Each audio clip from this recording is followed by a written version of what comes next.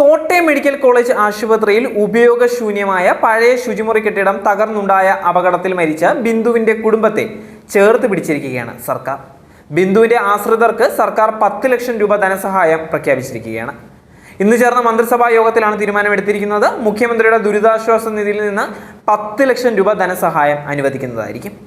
ബിന്ദുവിന്റെ മകൻ നവനീതിന് ഉചിതമായ ജോലി നൽകാൻ തിരുവിതാംകൂർ ദേവസ്വം ബോർഡിനോട് ശുപാർശ ചെയ്യുവാനും തീരുമാനം ആയിട്ടുണ്ട്. ജൂലൈ 3 നടന്ന അപകടത്തിൽ തലയോലപ്പറമ്പ് ഉമ്മൻകുന്ന് മേപ്പത്തുകുന്നേൽ ഡി ബിന്ദു 52 വയസ്സാണ് മരിച്ചിട്ടുണ്ടായിരുന്നത്. മകളുടെ ചികിത്സയ്ക്കായി ആശുപത്രിയിൽ എത്തിയതായിരുന്നു ബിന്ദുവിന്റെ വീട് നിർമ്മാണം പൂർത്തിയാക്കാൻ ഉന്നത വിദ്യാഭ്യാസ സാമൂഹിക നീതി വകുപ്പിന്റെ ആഭിമുഖ്യത്തിൽ 12.5 ലക്ഷം രൂപ സർക്കാർ സഹായം അറിയിച്ചിട്ടുണ്ടായിരുന്നു. മകളുടെ ചികിത്സാ ചെലവുകൾ കണ്ടെത്തുന്നതിലും സർക്കാർ സഹായം ഉറപ്പ് നൽകിയിരിക്കുകയാണ്. ആരോഗ്യമന്ത്രി വീണ ജോർജ്, സഹകരണ മന്ത്രി വി എൻ വാസവൻ എന്നിവർ തലയോലപ്പറമ്പിലെ ബിന്ദുവിന്റെ വീട്ടിലെത്തി ബന്ധുക്കളെ ആശ്വസിപ്പിക്കുകയും എല്ലാ സഹായങ്ങളും ഉറപ്പുവരുത്തുകയും ചെയ്തിരിക്കുകയാണ്. കുടുംബത്തോടൊപ്പം സർക്കാർ ഉണ്ടാകുമെന്ന് ബിന്ദുവിന്റെ വീട്ടിലെത്തി മന്ത്രി ആർ ബിന്ദു ഉറപ്പ് നൽകിയിരിക്കുകയാണ്. ഉന്നത വിദ്യാഭ്യാസ വകുപ്പിന് കീഴിലുള്ള നാഷണൽ സർവീസ് സ്കീമിന്റെ ആഭിമുഖ്യത്തിലാണ് ബിന്ദുവിന്റെ വീട് നവീകരണം പൂർത്തിയാക്കിയിരിക്കുന്നത്. ഇതിനായുള്ള പ്രാഥമിക പ്രവർത്തനങ്ങൾ പൂർത്തിയായിരിക്കുകയാണ്.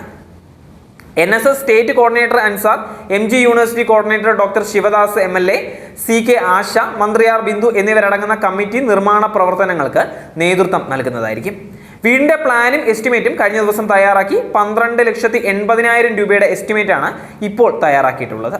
50 ദിവസത്തിനകം വീട് പണി പൂർത്തീകരിക്കാനാണ് ഉദ്ദേശിക്കുന്നത് എന്നും മന്ത്രി ആർ ബിന്ദു അറിയിച്ചിരിക്കുകയാണ്. ലക്ഷക്കണക്കിന് ആളുകൾക്ക് ആശ്രയമായ കേരളത്തിലെ സർക്കാർ ആരോഗ്യ സംവിധാനങ്ങൾ നുണപ്രചരണങ്ങളിലും ആക്രമണങ്ങളിലും തകരില്ല എന്നും ചെലവേറിയ ചികിത്സ ആവശ്യമായ ക്യാൻസർ രോഗ ചികിത്സയ്ക്കാണ് ഈ സർക്കാർ ഏറ്റവും കൂടുതൽ തുക ചെലവഴിച്ചിരിക്കുന്നതെന്നും മന്ത്രി വീണ ജോർജ് വ്യക്തമാക്കുകയാണ്.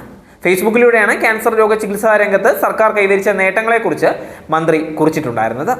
ക്യാൻസർ രോഗത്തിന് രാജ്യത്ത് ഏറ്റവും കൂടുതൽ സൗജന്യ ചികിത്സ നൽകുന്ന സംസ്ഥാനമാണ് കേരളം.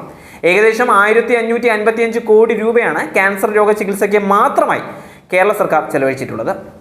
എന്നും 41,000-ലധികം ക്ലെയിമുകൾക്കാണ് 2024 സൗജന്യ ചികിത്സ ലഭിച്ചത് എന്നും ആരോഗ്യമന്ത്രി വീണ ജോർജ് കുറിപ്പിൽ പറയുന്നുമുണ്ട്.